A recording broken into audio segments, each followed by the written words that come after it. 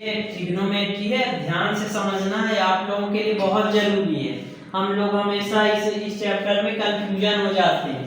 तो जहां पास acute angle का मतलब ये होता है, ये 90 डिग्री से कम वाला एंगल एक्यूट एंगल जो होता है, तो हम लोगों का या कि यहाँ बनता होगा या कि यहाँ जो सीधे एकदम जो स्ट्रेट लाइन होती है वह 90 डिग्री कहलाता है।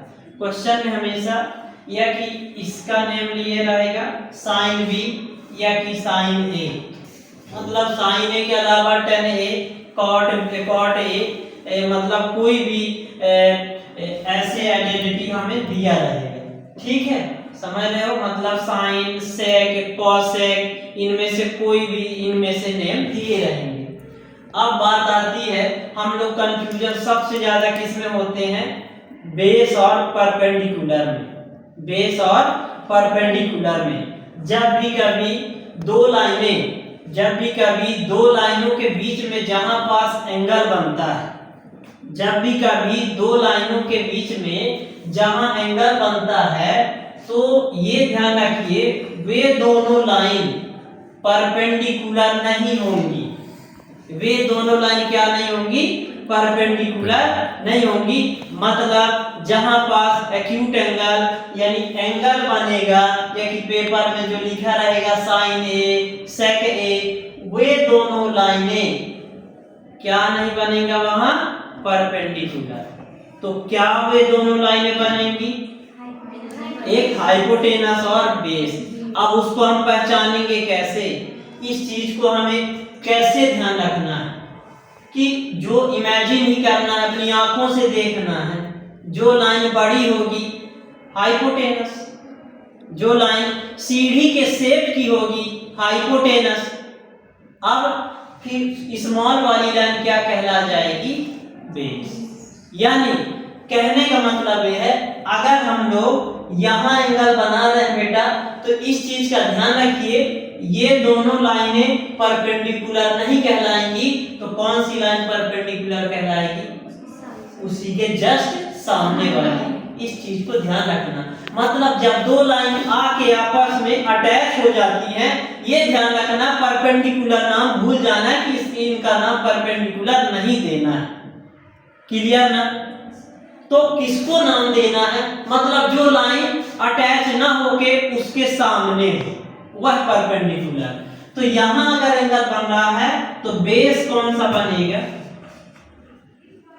सॉरी परपेंडिकुलर यहां बनेगा। ठीक है, क्या बनेगा, परपेंडिकुलर।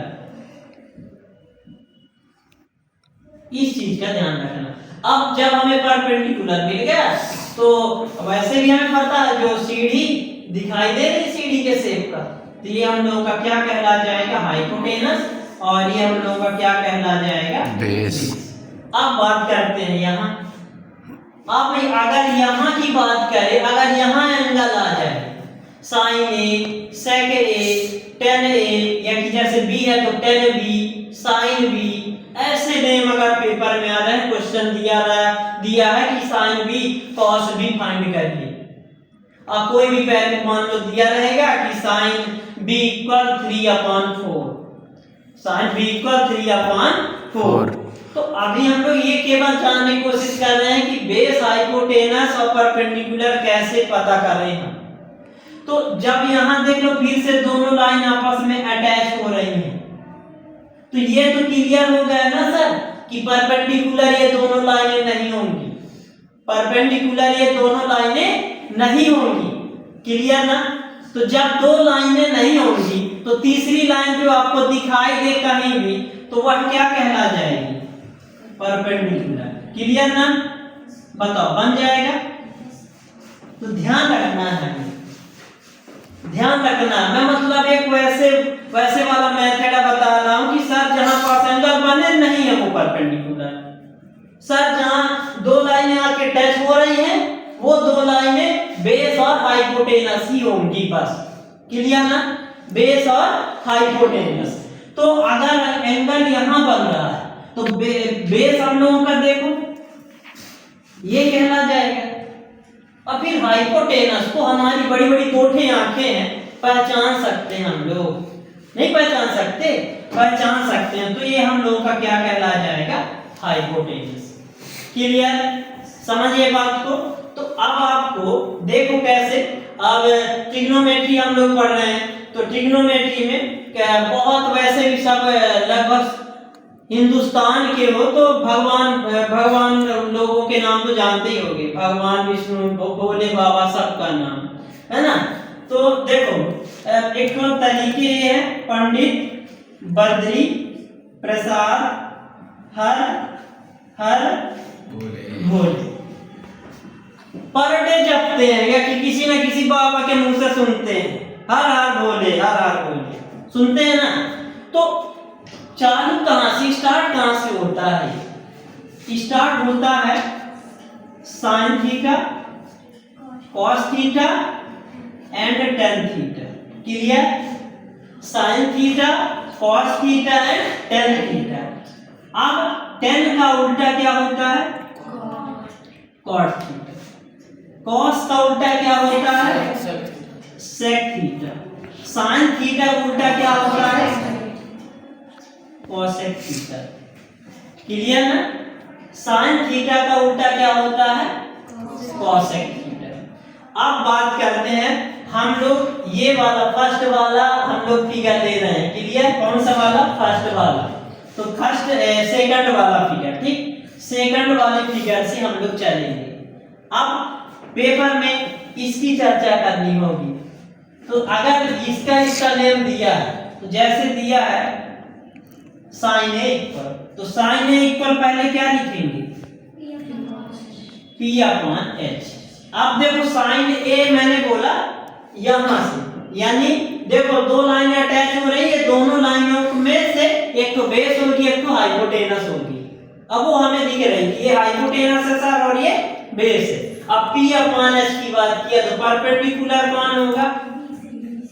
तो यहाँ नेम देना है, नेम मेंशन करना है, BC अपॉन क्या हो जाएगा? AB। क्लियर? अब अगर अभी इसी में चलते हैं, ठीक। अब देखो cos A, इसके बाद आप बात करें cos A, तो cos A इक्वल क्या होता है? cos A इक्वल क्या होगा? B अपॉन H, यानी base upon hypotenuse, base upon hypotenuse. तो जब बेस अपॉन हाइपोटेनस होगा तो बेस इसमें क्या है? हम सेकंड वाले फिगर की बात करें तो बेस इसमें क्या होगा? AC और हाइपोटेनस AB। क्लियर बेटा? इसके बाद 10A, 10A equal, 10A equal वैसे क्या होता है? P upon B, P upon B। तो P इसमें क्या है? अब B क्या है? क्लियर ना? अब जैसे साइन, अभी आप लोगों ने देखा sine A equal P upon H, तो साइन का अपोजिट क्या होता है? कॉसेक। तो कॉसेक A इक्वल अगर पूछेगा तो देखो ये अभी साइन A इक्वल ये था, अब कॉस थीटा इक्वल क्या होगा? H upon P, H upon P। तो H अपॉन, यानी H क्या है इसमें? AB upon BC। इन चीजों को ध्यान रखना है, बहुत इजी है, बस हमें फिगर का नॉलेज हो जाना चाहिए, फिगर का, मोस्टली फिगर की जानकारी हमें अच्छे से होना चाहिए, ठीक है। फिर इसके बाद cos थीटा का अपोजिट क्या होता है? यानी cos theta equal B upon H होता है, तो sec थीटा इक्वल क्या होगा? sec थीटा इक्वल क्या होगा? H upon B। अब इसमें H क्या है? AB। H क्या है? AB। और बेस क्या है इसमें? tan थीटा इक्वल वैसे P अपॉन B होता है, tan का अपोजिट क्या होता है? cot। तो यहाँ हम लोग sec A फाइंड कर रहे हैं तो थीटा नहीं लिखेंगे, cot A। तो cot A इक्वल क्या होता है? B अपॉन, तो B अपॉन P, बेस हम लोगों का क्या है? AC है ना। और पी क्या हम लोगों का बन जाएगा इतना, बताओ बन ही जाना चाहिए। इसको रब कर रहा हूं, अभी हम लोग फर्स्ट सेकंड फिगर की बात किए हैं केवल।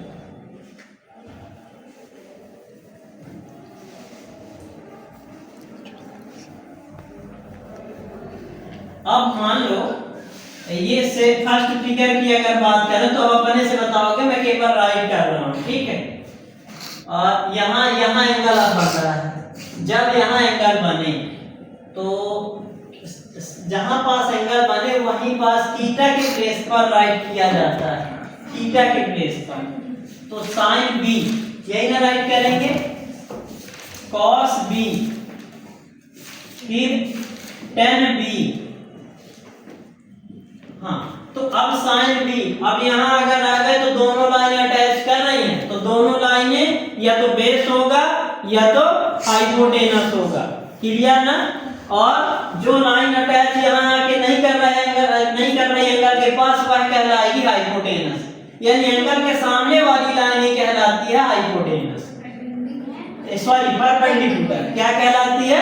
परपेंडिकुलर। बन जाएगा। तो मतलब एंगल के सामने वाली लाइन ही क्या कहला जाएगी? परपेंडिकुलर।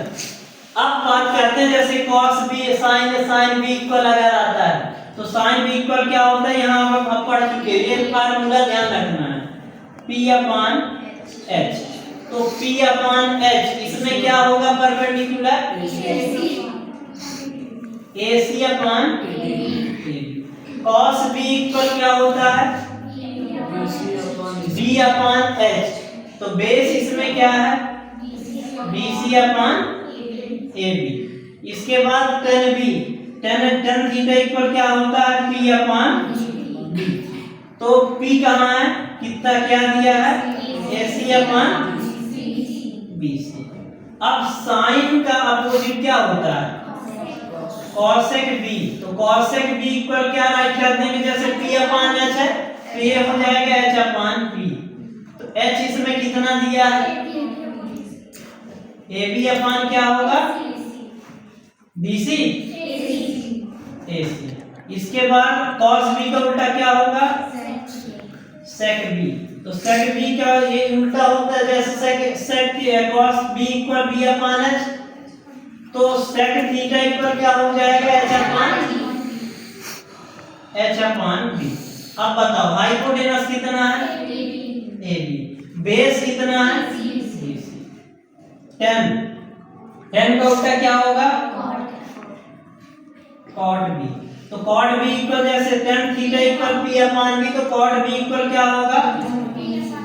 b। बेस कितना है? परपेंडिकुलर कितना है? बन जाएगा, ठीक है। चलो राइट कर लो इसको। अब अपने से फिगर बनाओ, अपने से इसको प्रूव कर।